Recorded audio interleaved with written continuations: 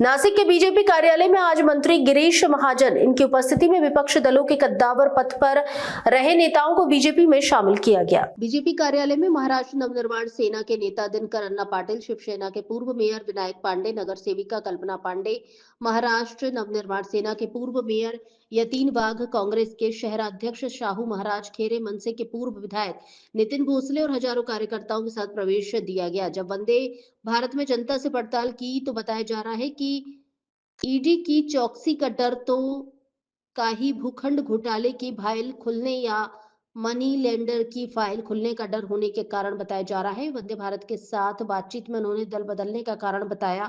BJP के शहर अध्यक्ष लक्ष्मण जी साहब जी उन्होंने वंदे भारत से खास बातचीत की जो आगामी चुनाव को लेकर है। हम नासिक मिशन जीत कर रहे हैं। कॅमेरावर करना जेव्हापासून आपण वाढदिवस करायचो तेव्हापासून हा सुशासन सप्ताह म्हणून आपण सगळीकडे पाळत असतो। गुड गव्हर्नन्स हा आपला अजेंडा आहे, केंद्रात असो राज्यात असो, आणि त्या गुड गव्हर्नन्सचा महापालिकेतला सुद्धा आपल्याला चांगला संकल्प करण्यासाठी यासाठी आजचा हा संघ कार्यकर्ते आहेत। माजी महापौर नितीन भाऊ या ठिकाणी त्याचबरोबर आमचे मित्र माजी आमदार नितीनजी भोसले, आम्ही विधानसभेचे सोबत होतो कुठल्या वर्षी 9 ते 14 5 दिवस तेव्हा सोबत त्या ठिकाणी होते। त्याचा सुद्धा या ठिकाणी प्रवेश झालेला आहे। आमचे मित्र पांडेजी, त्यांचे चिरंजीव आमच्या सुनबाई यांनी सुद्धा या ठिकाणी माजी महापौर आहेत, त्यांनी सुद्धा या ठिकाणी प्रवेश केलेला आहे। अनेक मान्यवर त्याच्या सोबत बिलकुल नाही। तिघही सक्षम आमदार आहे। नाशिक महानगरातले आमचे भारतीय जनता पार्टीचे तिघेही आमदार सक्षम आहे, निर्णय घ्यायला सक्षम आहे आणि त्यांच्याशी चर्चा करूनच निर्णय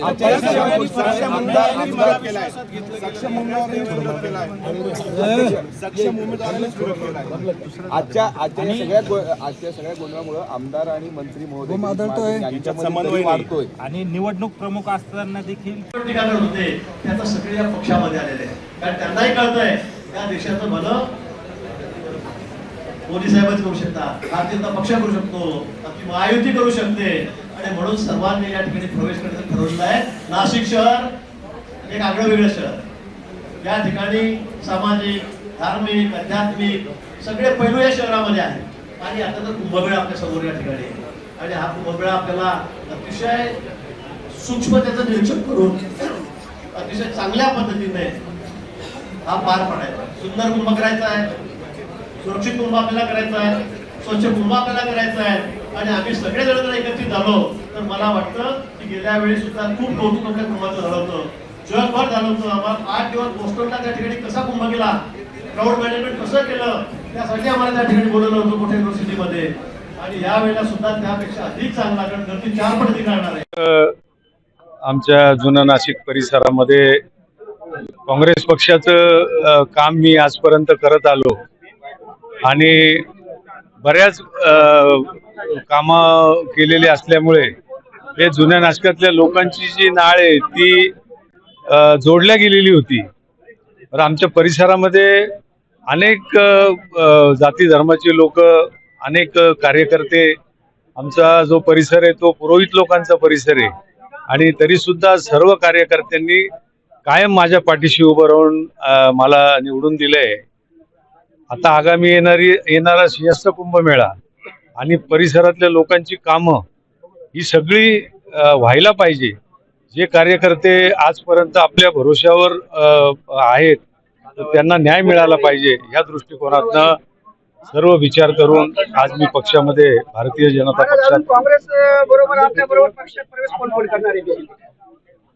आज तर बऱ्याच आमच्या बरोबरच्या लोकांनी सगळ्यात प्रवेश केलेला है। तर आज हमारे भूतपूर्व प्रधानमंत्री भारत रत्न डॉक्टर अटल बिहारी वाजपेयी की हम जयंती पूरे भारतवर्ष में मनाने रहे।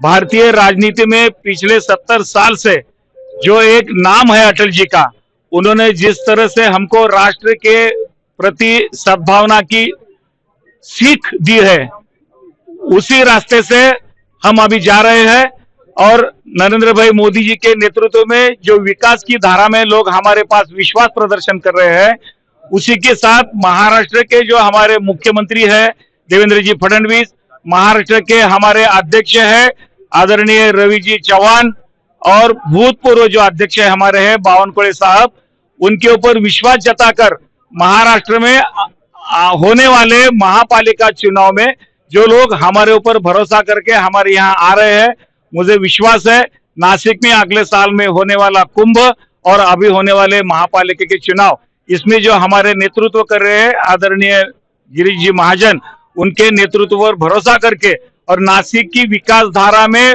प्रकट होने के लिए, नासिक की विकास में हाथ बटाने के लिए जो अन्य दलों के जो महान जो नेता है वहां के, वो हमारे यहाँ जो आ रहे हैं, उनका आज अटल जी की जयंती पर उनके प्रवेश का हम स्वागत करते हैं।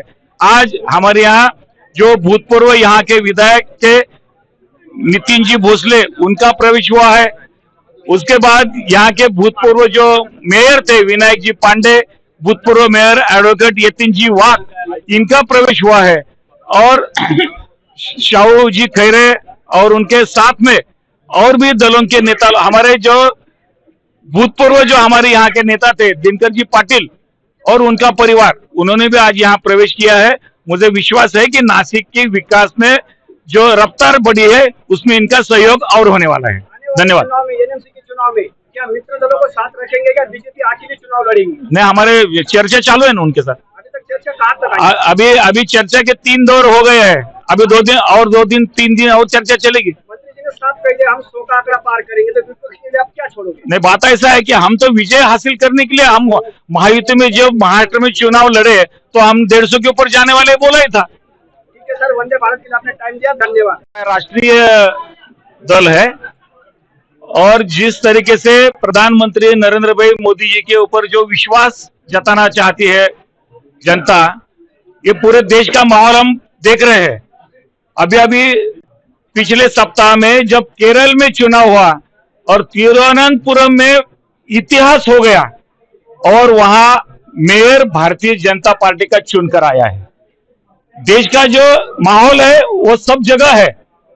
आज महाराष्ट्र में उसी तरह हमारे मुख्यमंत्री जी देवेंद्र जी फडणवीस, इनके ऊपर विश्वास जताकर जिस तरह से हमने नगर पालिका का चुनाव में विजय हासिल किया है, अभी अगली बाधान पर जब हम महापालिका चुनाव में सामने जा रहे हैं तो महाराष्ट्र में सब जगह और भी दलों के नेता लोग हमारे ऊपर विश्वास के साथ प्रवेश कर रहे हैं, आ रहे हैं। महाराष्ट्र में नासिक में विपक्ष बचेगा या नहीं? नहीं, विपक्ष में ये तो देखो लोकशाही है, डेमोक्रेसी है, सब रहने चाहिए। हम क्या विपक्ष को खत्म करने के लिए थोड़ी है। हमारे पार्टी के ऊपर कोई विश्वास जताता है हम उनका स्वागत करेंगे और आज के प्रवेश से हम 100 का सेंचुरी पार करेंगे कॉर्पोरेशन में, इतना जरूर है। एक हाथ सत्ता लाओगे नासिक एनएमसी में? बिल्कुल बिल्कुल। यतिन जी, अब क्या कहोगे? मन से छोड़ के बीजेपी में आए हो, विकास की धारा कैसी चलेगी अभी? निश्चित जो प्रवाह है वो प्रवाह में शामिल होने का आनंद आज हम ले रहे हैं। जो ध्येय धोरण है बीजेपी के, वो ध्येय धोरण से आगे का मार्गक्रमण करने की इच्छा हम जताते हैं। कुंभ के लिए अपना ज्ञान कहाँ तक जा सकता है? आपको मालूम होगा गया जो कुंभ है उसका नियोजन जो है मेरे कार्यकाल में ही हुआ था और वो कुंभ यशस्वी हुआ था और देश पातली पे उसका जो है गौरव हुआ था।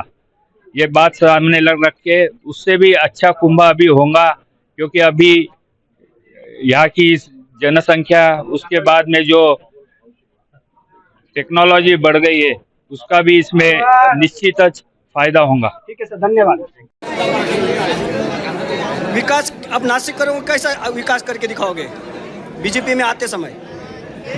जो अभी काम है जनता का वो करेंगे, जो जनता की सुविधा देना है वो करेंगे। आप आपके साथ में और कौन कौन प्रवेश करेगा बीजेपी में? मेरी वाइफ है लता पाटिल, रविंद्र धिवरे, ये पार्षद रह चुके हैं। उनकी वाइफ है रवि भारती धिवरे, मेरी बहना है संगीता भोंडेकर, मेरा अमोल पाटिल। पहले भी आप बीजेपी में रह चुके थे, फिर बीजेपी में लौट आए, इसकी वजह क्या थी बीजेपी में जाने की? मेरा मुझे ओके